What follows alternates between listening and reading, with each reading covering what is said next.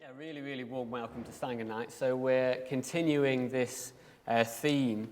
I had forgotten what it's called, but I'm pretty sure it's called Faces of Enlightenment, Faces of Enlightenment. And during this theme, we're exploring this image that's on the projector, the 5 Buddha mandala. This has been sort of summarized and introduced in lots of different ways in all the different talks. So I'm going to go for a doorway metaphor. So you can imagine that the Buddha, as we usually see in the symbol of the Buddha, he contains all the different aspects of enlightenment, all the different qualities of enlightenment, all the different heights and depths of consciousness, the enlightened consciousness. But very, very difficult to sort of draw out from that single image of the Buddha all the different facets, all the different qualities. So we've got this symbol of the 5 Buddha mandala here.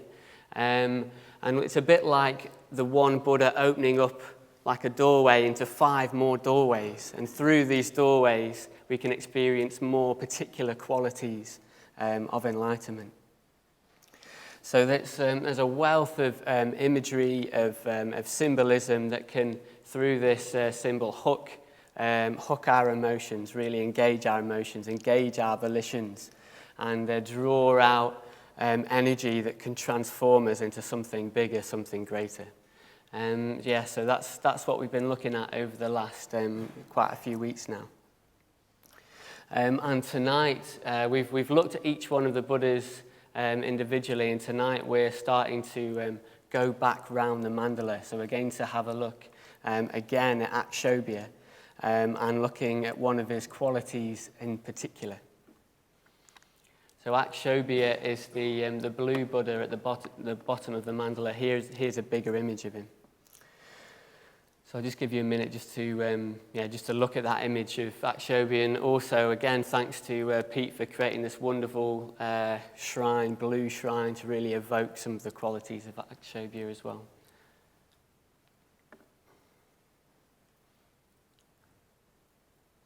So Akshobya's name, this is how you spell it, tricky one. Akshobya's name means immovable, unshakable. And these are the qualities that are brought out by his symbolism and by the figure. So first of all, the blueness. Okay, so he's the blue Buddha Akshobya. So blue, the colour of the sky, the colour of the sea. So both sort of speak to us metaphorically about these qualities of vastness, of great space, of hugeness. Things flow through the sky and flow through the sea, but they remain unchanged and unmoved. This quality of the colour of blue really bringing out the vastness of Akshobya. Just in case you've forgotten what a sky and sea looks like. Big, spacious, lovely. Like sometimes I can get lost just looking into the sky. It's kind of this other world, this other place. Really big, really expansive. And things sort of, the clouds sort of travelling through them, but not sort of sticking to the sky. So this big space. Don't know too much about the sea, but I assume it's the same. Okay, so we've got a blue space, sea, vastness. Akshobya's animal is the elephant. So big, immovable, can't push around an elephant. So just imbibing. I think sometimes Akshobya is shown sort of being raised up on 4 elephants. So again, the symbolism of immovability, of unshakability. And the mudra of Akshobya is it's called the earth-touching mudra. So there's a little bit of a close-up here. And I'll go back to the picture. So the earth-touching mudra. So this is this powerful statement of groundedness. So one hand touching the floor. I will not be moved. So this relates to an episode of the Buddha's life just before he became enlightened. Siddhartha was on the eve of enlightenment underneath the Bodhi tree, and he was being tested by Mara in all sorts of different ways. So Mara tried sending his hordes of sons to scare the Buddha. So he was tested with fear. He was tested with sensual desire. And he was also tested with doubt. So what gives you the right to sit underneath this Bodhi tree on the wanting to break through, wanting to become enlightened? And then this symbolic story of the Buddha. He does the earth-touching mudra. He touches the ground and calls forth a witness of the earth goddess that testifies to his lifetimes of practice. So I've always been really moved by that part of the Buddha's life story, and then particularly the earth-touching gesture that we've also got on our main Buddha, just of groundedness, of unshakability. So these are the qualities that Akshobya embodies. So this is what Akshobya embodies, this aspect of the enlightened mind, and it's resting, it's being immovable in positive mental states, so not blown around by passing events. And the Buddha was said to be, I really like this phrase, untouched by all worldly happenings whatsoever. So this idea of someone being in the world but not of the world.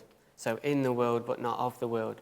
And sometimes we can get a taste of this quality when we meet people, and they're the kind of people that you really want in a crisis.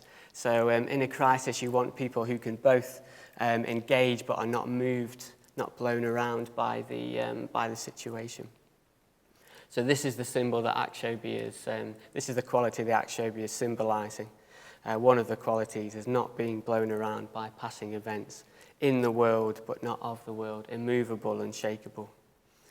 So you could call this aspect or this quality equanimity, which means something like same-souled or same-minded. And there's another word that could describe this quality in Sanskrit called kshanti, which is basically the practice of staying in positive mental states, whatever is going on around us, even in the comfort and even in the face of discomfort, pain, and frustration. So not an indifference, but a state of upliftedness, a state of strength, of nobility, of being above the trivial concerns of the world that usually we take so seriously. Okay, so that's a little bit about what the quality that Akshobya embodies. And he also has an associated wisdom. So the associated wisdom is the cool, clear-seeing wisdom that's called the mirror-like wisdom. And it's also linked to his time of day. So his time of day, each of these Buddhas are associated with the time of day. His time of day is the dawn. So the cool, clear dawn before the cogs of the world start turning. Where things are crystal clear, peaceful and still. So he embodies the mirror-like wisdom, which is the wisdom of seeing things just as they really are. So we've got lots of mirrors on the shrine to symbolize this. So mirrors show a reflection of what's there. They show a reflection of exactly what is there, with nothing added and nothing taken away. So this sort of gives us a gateway into this type of wisdom. So the wisdom that does not add anything or take anything, but just shows very, very clearly what's there.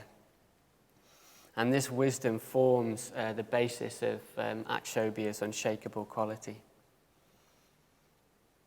Yeah, it's the fuel for this equanimous, immovable nature. Okay, so why is this mirror-like wisdom helpful for us? It's helpful because we tend to not see how things really are. That's what we tend to see. We don't tend to see things in a mirror-like fashion, but we tend to add things. We tend to see how we actually are rather than what actually is there. So this mirror-like wisdom highlights the fact that we don't see things clearly and situations clearly. We filter and interpret our experience all the time, either consciously or unconsciously. And it's because of this reason that we don't see things clearly, that we allow our mental states to be blown around by passing events that don't touch or rock someone with this higher perspective, with this mirror-like wisdom. And it's because we're attached to things that don't bring real benefit and anxious about things that don't really threaten our well-being. So we don't really live in the real world as seen through this mirror-like wisdom. We live in an alternative world where we try and hold on what can't be held on to, where we try and sort of paint our own preferences on the mirror and always have it like that and fix it. But in the end, it doesn't work, and in the end, it causes us to suffer. So what is it that kind of distorts our views, our perceptions, our way of seeing things? What is it that shakes us? What is it that moves us? What is it that blows us around? So this is really well described, one answer is really well described by a teaching of the Buddha called the lokadhammas. So loka means world and dharma means things or conditions. And there's a teaching called the worldly conditions or worldly winds, the 8 worldly conditions or 8 worldly winds. And these are highlighted by the Buddha as a sort of where we lose perspective, where we stop seeing things as they really are. What taints the mirror, what bends the mirror. Just incidentally, there's a really brilliant book called Sailing the Worldly Winds by Vajragupta. It's in the bookshop. Fantastic if this sort of touches you, this interests you. Okay, so the worldly winds you can see comes in pairs.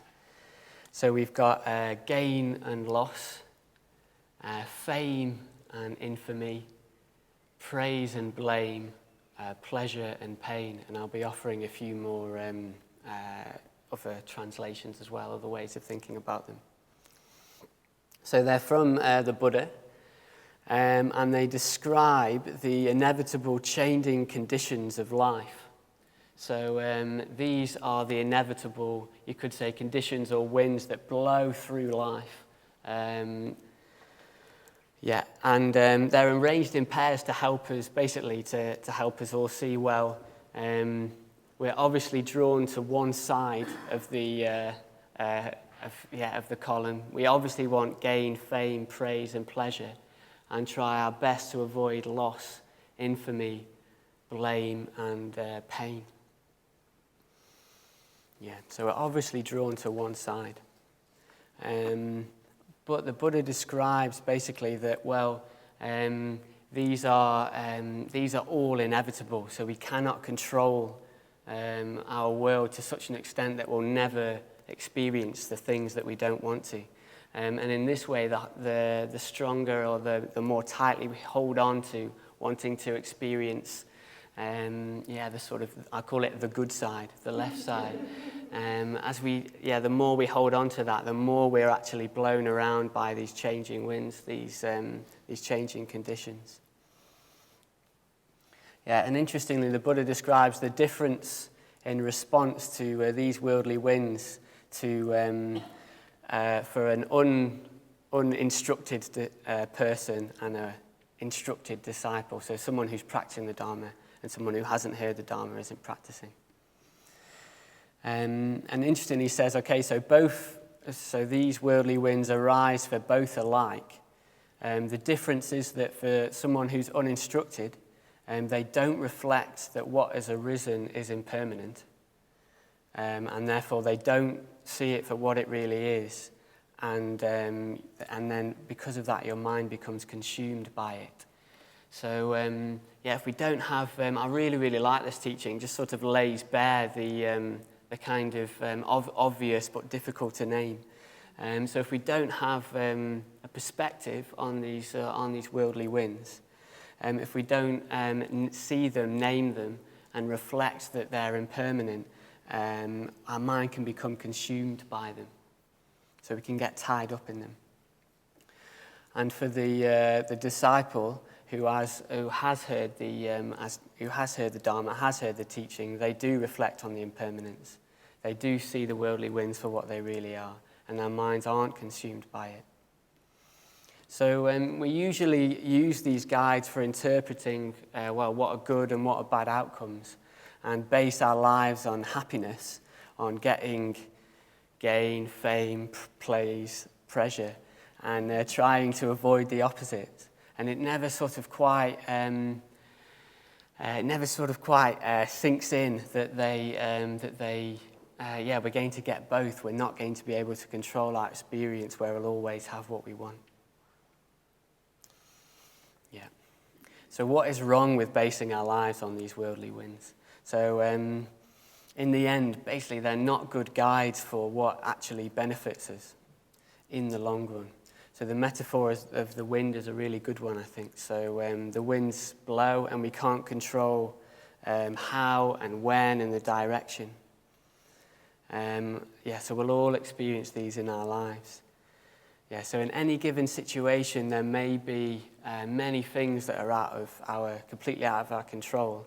And if we get invested in only getting what we want, and this inevitably won't happen all of the time, then it can really smash us on the rocks.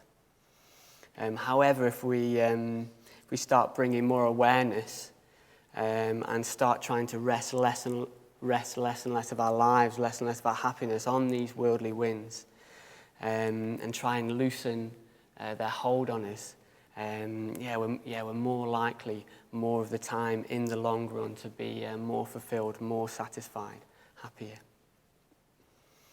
Yeah, so we create suffering for ourselves and for others if we're too dependent on these worldly winds. And just reflecting about these worldly winds, I'm thinking, basically the odds are not only will we experience these all the time in different parts through our lives, but the odds are stacked against us. So the sort of longer we live, the more situations we come into contact with, and even the fact of just being mortal, old age, sickness, and eventually death, the sort of odds get less and less favourable as time goes on. So really, I just thought, it's really important to get a handle on these conditions, and kind of practice while the odds are relatively even, if not in our favour. So really important to prepare ourselves, thinking really important to prepare myself.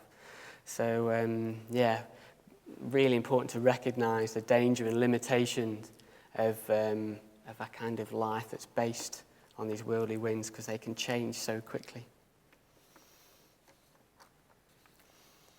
Okay, so developing the quality of the mirror-like wisdom, or developing this quality of being more unshakable.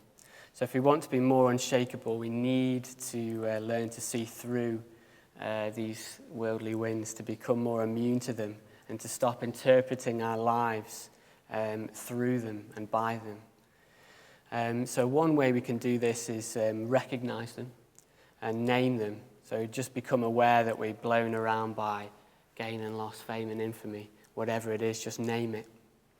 So bringing awareness to it to give us an opportunity to work in the gap. Another practice, like the Buddha suggested, is that we can reflect on their impermanent nature. That whichever way the winds are blowing, it won't always be that way. So whichever way, in the sort of the positive or the negative, it'll always change. So becoming less invested in it. And another way is to practice reflecting on the consequences of being blown about by them, and trying to cultivate this equanimous approach. Okay, so they're really, really good practical teaching, the worldly winds.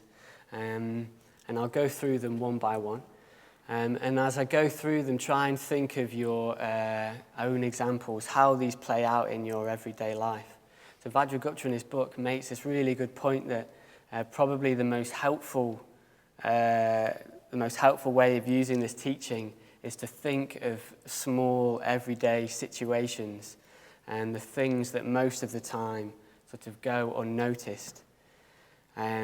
Because most of the time this is what we encounter. So small everyday situations where these things are at play. And these small things that go unnoticed, they catch us off guard. So they can sort of, they can very easily catch us off guard, and their effects build up. And they have real weight because they're happening all the time, over and over again. And that'll set into a strong, really strong pattern.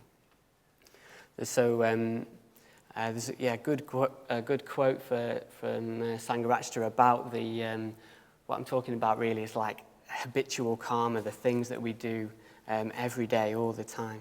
So I'll just read that quote just to highlight the weight of it. So a very great part of one's life is probably made up of habitual karma, the things that we do over and over again, often without realizing the effect they are having on us. The action may not amount to very much, it may not take up much time, but if we do it every day, perhaps several times a day, it has an effect, like drops of water wearing away a stone. All the time we are creating karma, either forging a chain which binds us or planting seeds for future growth. So have that in mind with these worldly wins. Often it can be tempting to really go for the big examples of when we've been massively praised or massively blamed. But often the real work is in the detail, the nitty-gritty. Okay. So first of all, gain and loss. And so having just read that quote and talked about the devil in the detail and the nitty-gritty, I'm going to read a short story that isn't that, just to highlight the swinging nature of gain and loss. And I think it's been used before. I really, really like it. It's a Chinese proverb, and it goes under this title: maybe so, maybe not, we'll see. Okay. So a farmer and his son had a beloved stallion who helped the family earn a living. One day the horse ran away from their neighbours. The horse ran away, and their neighbours exclaimed, "Your horse ran away, what terrible luck!" The farmer replied, "Maybe so, maybe not, we'll see." A few days later, the horse returned home, leading a few wild mares back to the farm as well. The neighbours shouted out, "Your horse has returned and brought several horses home with him. What great luck!" The farmer replied, "Maybe so, maybe not, we'll see." So later that week, the farmer's son was trying to break in one of the mares, and she threw him to the ground, breaking his leg. The villagers cried, "Your son broke his leg, what terrible luck!" The farmer replied, "Maybe so, maybe not, we'll see."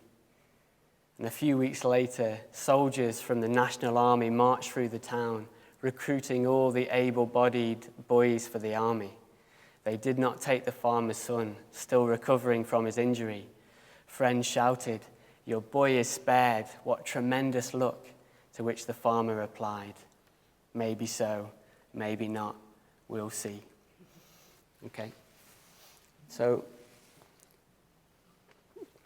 I just really like that story. I think it really brings really lovely clarity to that we're always going to come into contact with gain and loss in all sorts of different forms.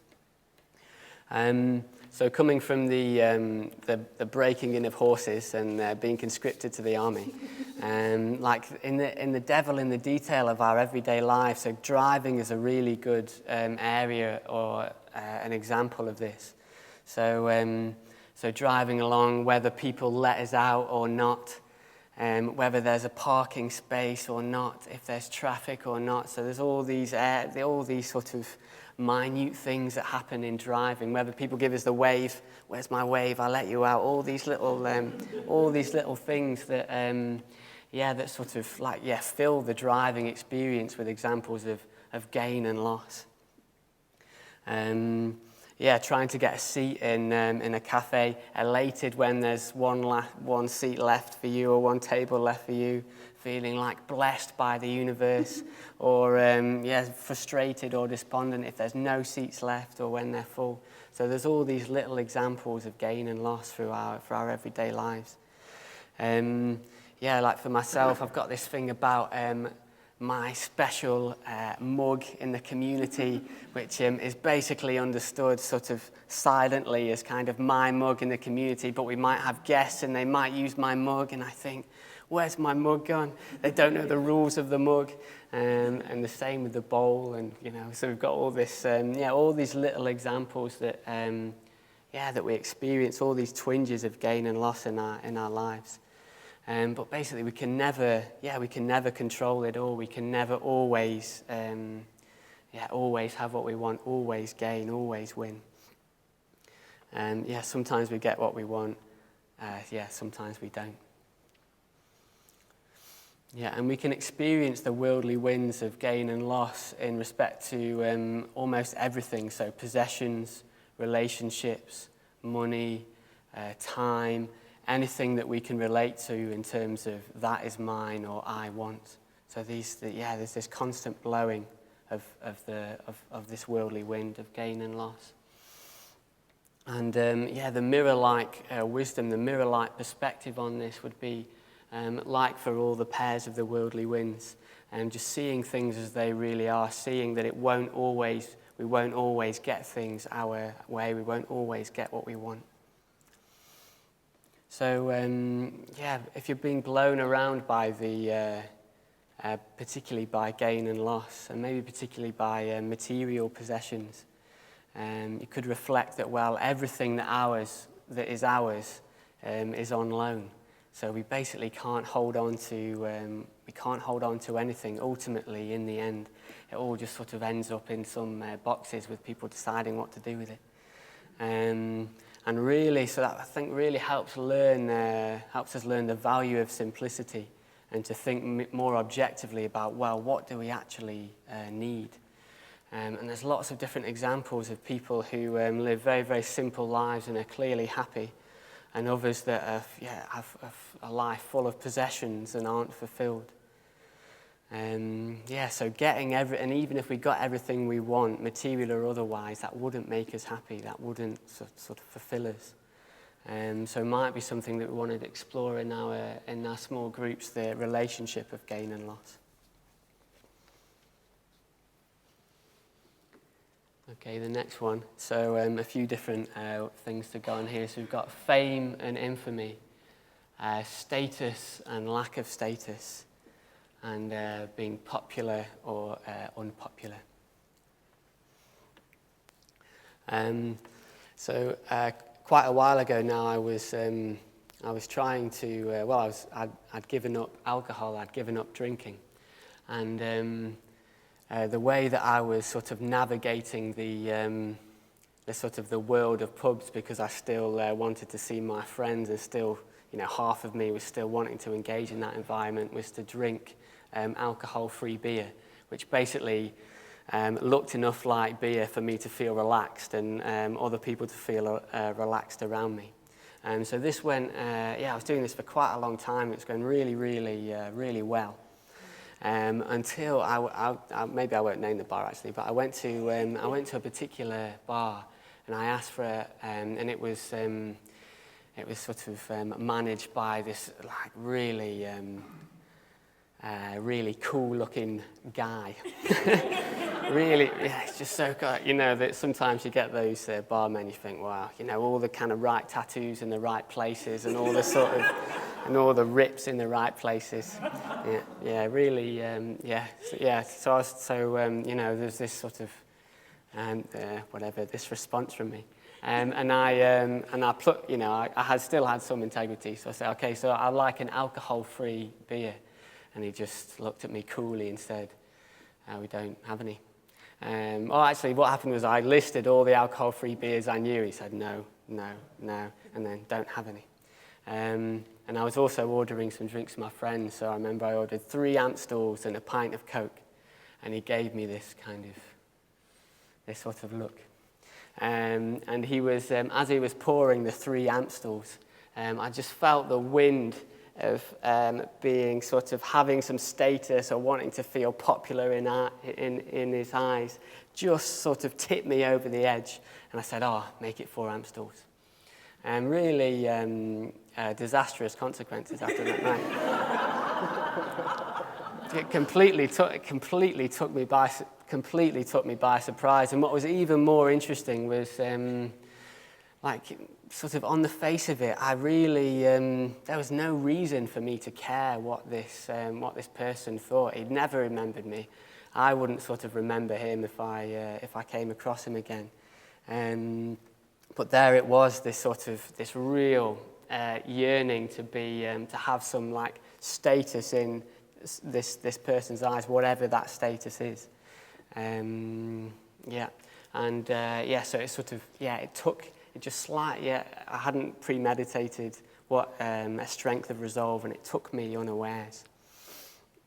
So this natural desire really to be liked, to be popular, to be at the sort of in some sense the centre of people's attention, and being defined by our reputation, our social standing, often at the cost of sort of everything else. Really wanting approval of people, even the people who we don't even know or really respect, or our values don't sort of match up. I think very difficult, very strong. Other people's opinions massively determining our own sense of self and our own sense of self-worth. So these winds are blowing all the time, in lots and lots of different situations. The wind of fame and infamy, status, popularity. At the moment I've got really, I'm just reflecting on this worldly wind, really sort of fixated on comparing my life to other people's lives of a sort of similar age and similar kind of. Similar point in life, and just envying or wanting that status, or wanting them to recognize the status in me. And a lot of the time I know I don't even want those types of jobs or those types of responsibilities. I know they wouldn't suit my temperament or my lifestyle or my values. It's like a competitive sort of jealousy for things I don't even want at all. Very, very strange. And I'm pretty sure I'm not. Hopefully I'm not alone in that. Pretty sure I'm not alone in that. Really. So we can really get blown around by our our standing, our social standing.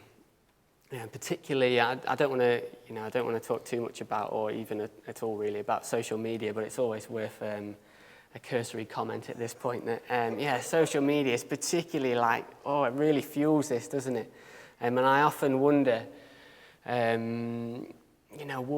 would lots of people would I do the things that I was doing if I couldn't tell people about it and kind of collect the sort of the status of having gone to that place with that, beautiful whatever it was, and done that really exciting, interesting thing to sort of to collect the status points from it.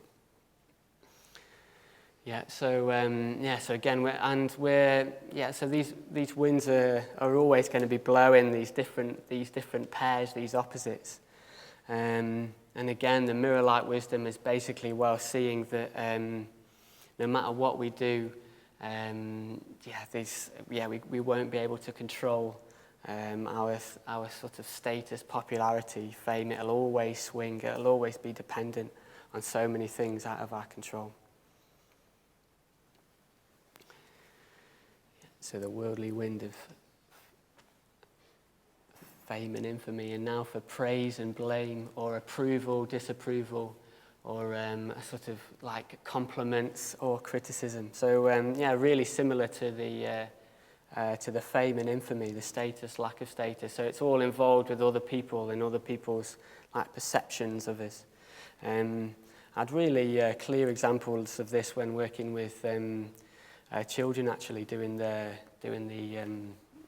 school outreach project here a few years ago, because children don't hide those things. They really let you know if they approve or disapprove of you, quite sort of barefaced.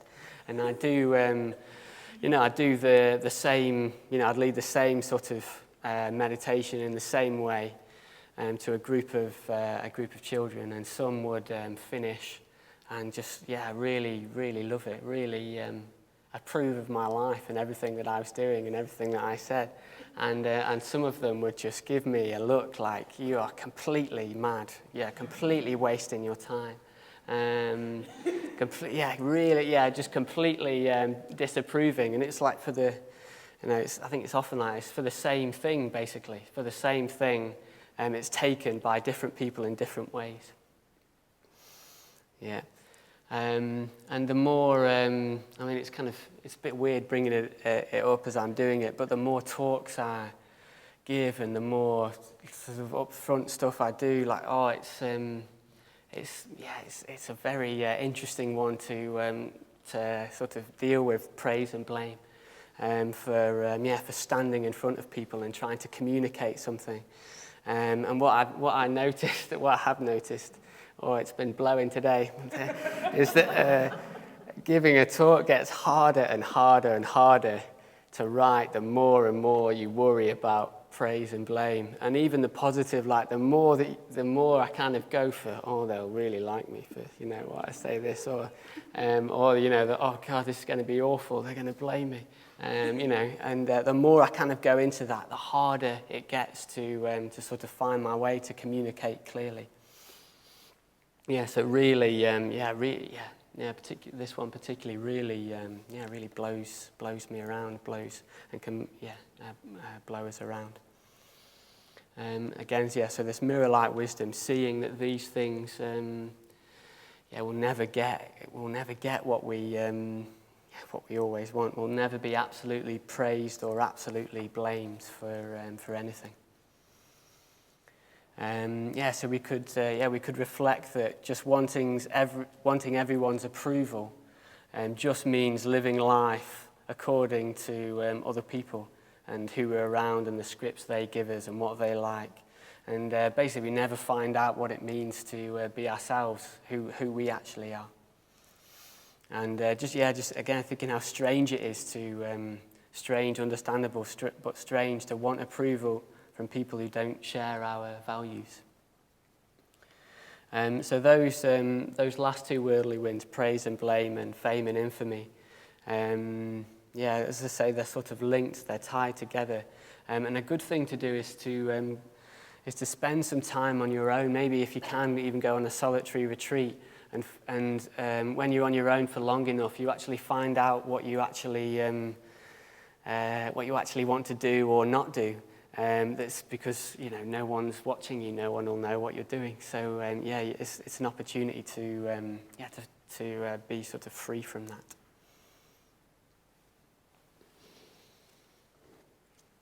How's it going so far? Okay, good. Thank you. Thanks for Daniel. I try not to look at him for Daniel. Okay, pleasure and pain. So in a way, this is the most fundamental one. So the other worldly winds can be grouped into this one, pleasure and pain. So pleasure and pain in both the physical and the mental sense, recognizing that it isn't always possible to have pleasure, and basically to act in this world, we need to be able to act, live, respond to things experiencing both pleasure and pain, under the influence of both pleasure and pain. So so I'm sure there'll be lots of these examples for yourself. One interesting thing I realised is, so I've been practicing the Dharma for quite a few years, 6, 7 years. And basically what I've practiced is practicing the Dharma, meditating, communicating with people, really having met with people, taking people in, all friendship, all that sort of stuff, all the kind of rich tapestry. I've done that under the influence of the majority of the time under the influence of pleasure. So it's like I've trained myself how to practice the Dharma while having some sort of pleasure, whether it's physical or mental. Recently, to my horror, over the last few years, I've realised when things swing the other way, it's like, I've got to strengthen my practice in the pain as well. So I've got to be able, when things aren't very pleasant, physically or mentally, I need to build up muscles to practice meditation, to practice friendship, to practice ethics, under the sways of both of these, pleasure and pain. And that goes for all of the worldly winds, actually. So I think that we probably have a tendency of either to practice the Dharma more wholeheartedly under pleasure or pain. So I know some people who really sort of motor when things are going badly. They really use the Dharma to take themselves out of it. But once the pain subsides, they sort of like cool off and they're less sort of interested. And then there's people like me who really motor when they're under lots of experiencing lots of pleasure. And then when that starts to wane, it's sort of, everything kind of slows down.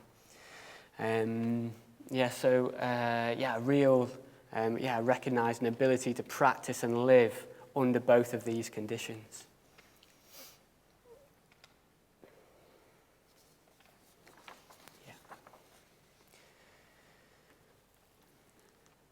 So I'll just put all the worldly winds back up. And really, don't know about you, but a really practical teaching. And in a way, there's sort of nowhere to hide from the worldly winds. They sort of encapsulate so much of our experience. And I just want to now mention a few ways of trying to develop an inner stability. A few points that we can explore again more in the groups.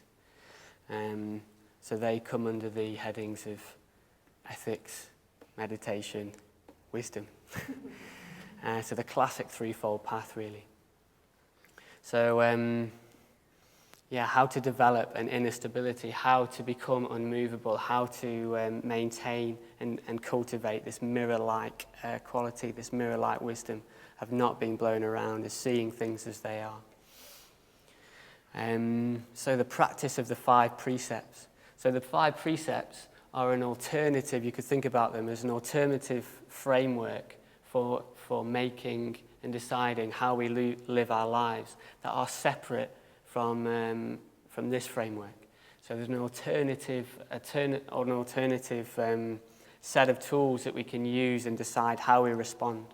So it's not just that we always try and gain fame, pleasure, and praise, regardless of how of the consequences of our actions or how we act.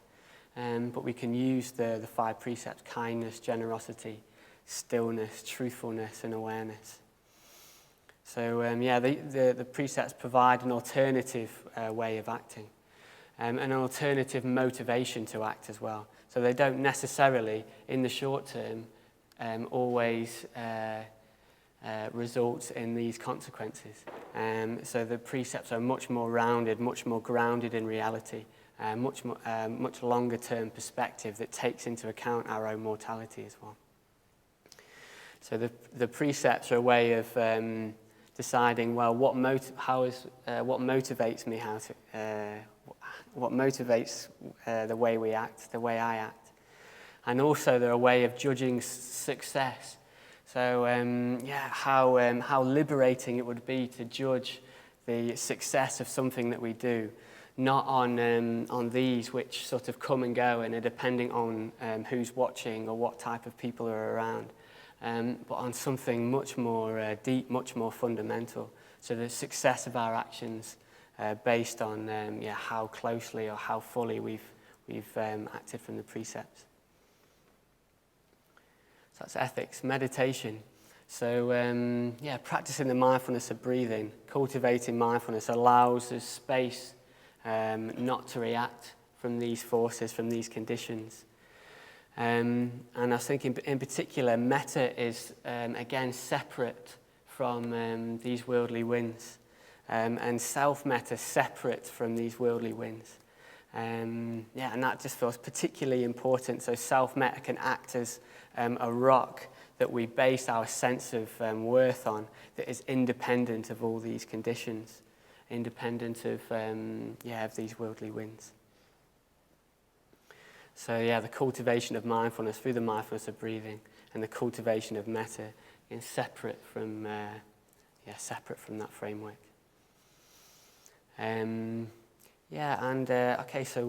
Wisdom. So I've got a little note here. I've called this the path of humiliation and the path of insight. So on Thursday, Aryadasa did a really incredible community night for us, and what we explored was just the immense possibility of learning through being humiliated, learning through seeing our limitations, the humiliation comes from realizing how much of our sense of self is sort of attached to these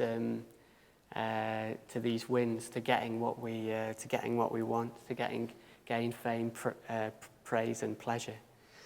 So really seeing that, really staring that in the face, that how fragile we are in the sense of these worldly winds can be really humiliating. But it also gives us an opportunity to move beyond that, to loosen our sense of self-clinging, our sense of ego-ness.